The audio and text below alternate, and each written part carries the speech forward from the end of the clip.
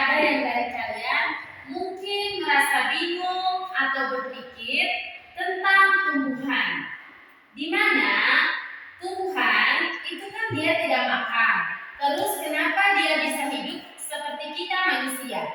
Pernah Ibu, saya juga merasa heran kenapa tumbuhan bisa hidup padahal ia tidak makan seperti manusia.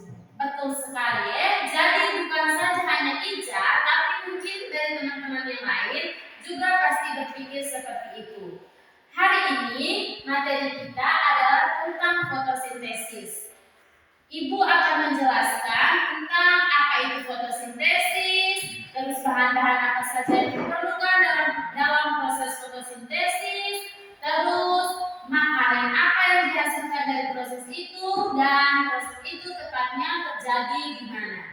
Jadi, fotosintesis itu adalah proses pembuatan makanan yang terjadi pada tumbuhan, di mana dalam proses itu tentunya dia memerlukan bahan-bahan utama.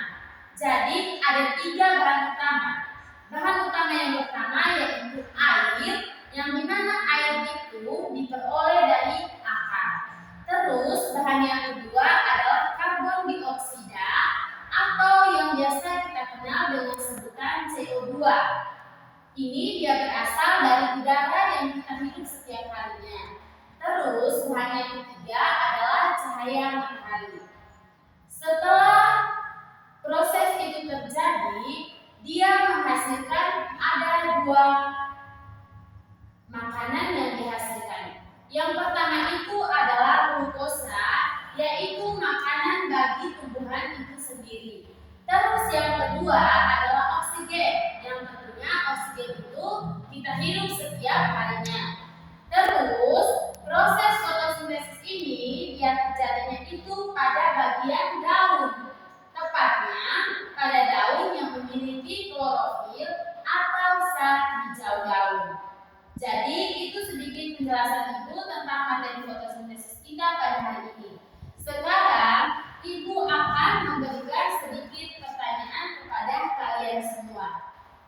Pertanyaan yang pertama, siapa yang bisa menjelaskan tentang bagaimana atau apa itu fotosintesis? Saya Bu. Daniel, silakan.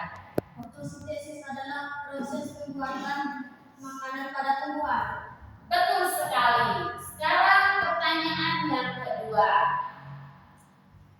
Siapa yang bisa menyebutkan pada bagian mana fotosintesis itu terjadi?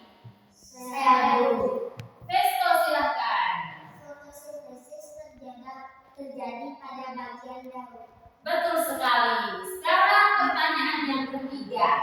Siapa yang bisa menyebutkan apa saja bahan yang diperlukan dalam proses fotosintesis? Saya Bu. April, silakan. Bahan yang diperlukan adalah air, karbon dioksida, dan cahaya matahari. Oke, jawabannya betul ya. Jadi sekarang pertanyaan berikutnya.